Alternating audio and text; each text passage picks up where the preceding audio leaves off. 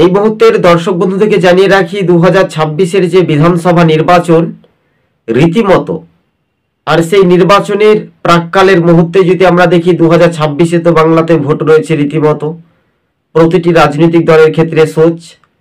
তবে সেক্ষেত্রে সিপিএম এবং আইএসএফ তারা কিন্তু রীতিমতো জোট হতে পারে। কেন জোট হতে পারে এই কথাটি বলছি, আলিমুদ্দিনে যে কোনো বৈঠকে যদি সরাসরি চিঠি পায় এবং সেই বৈঠকে কিন্তু আইএসএফের নেতৃত্বরা উপস্থিত থাকে, কিন্তু সর্বনিম্নভাবে 2026-এর যে নির্বাচনের ভোট কৌশলী হিসেবে বামেদের ভবিষ্যৎ এবং যারা বিরোধী রাজনৈতিক দল করে তারা আদতে কি তৃণমূল দলটাকে কি হারাতে পারবে? বড় একটা চ্যালেঞ্জ, যে একটা বড় ফ্যাক্টর, বড় মাপের যে একটা ঘটনাগুলো আমরা তুলে ধরছি সবুজবঙ্গ নিউজ, সেটা একটা বাস্তবে রীতিমতো। এছাড়াও সিপিএম এর দীপশিতা ধর বা মীনাক্ষী মুখার্জি, শতরূপ ঘোষ, এছাড়াও আমরা যদি দেখি তন্ময় ভট্টাচার্যকে বারবার করে কিন্তু দলটাকে হেনস্থা করলো। একটা শিক্ষিত প্রাক্তন শিক্ষক তিনি কখনোই তিনি খারাপ কাজের সঙ্গে লিপ্ত হতে পারেন না।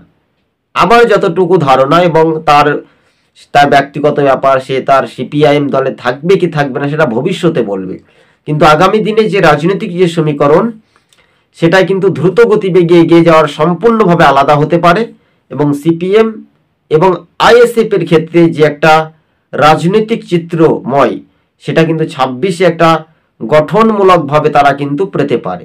তো যদি মুসলিম ভোট আইএসএফ টানতে পারে বা ফ্যাক্টর হতে পারে, সেগুলো নিয়ে একটা বড় মাপের একটা ঘটনাগুলো সিপিএম, আইএসএফ বা কংগ্রেসের কথাও যদি আমরা একটু উল্লেখ করি বা বিজেপির কথা উল্লেখ করি, তাহলে হিন্দু এবং মুসলিম এই ভাগাভাগি যদি ভোট না হয় তাহলে রাজনৈতিক মহলে আরও একটা বড় মাপের ফ্যাক্টর হওয়ার চান্স শাসক দলের পক্ষে কি তৃণমূল লাভ হতে পারবে?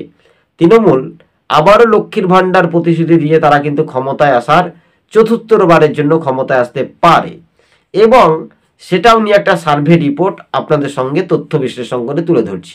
কেন তুলে ধরছি এই কথার উত্তরটা আপনারা পেয়ে যেতে পারেন। তো সর্বনিম্নভাবে যে একটা জোট করে মানুষের ভোট বা আলাদাভাবে যদি প্রার্থী দিয়ে সেই ভোটটা কেমন হতে পারে, কখনোই জোটের ভোট এক ঠিনে আসে না। সে তাকে দলকে ভালোবাসে না, সে তার প্রতীককে ভালোবাসে, সে আর এক প্রতীককে ভালোবাসে না, স্বাভাবিকভাবে নিম্নমানের। এটাই ঘটনাস্থলে আপনাদের সঙ্গে সার্ভে রিপোর্টে সবুজবঙ্গ নিউজ তুলে ধরেছি। আজকে এই পর্যন্ত, প্রথম থেকে শেষ পর্যন্ত দেখবেন। আর চ্যানেলের নতুন হলে অবশ্যই সাবস্ক্রাইব করে সঙ্গে থাকবেন। ধন্যবাদ দর্শক বন্ধু।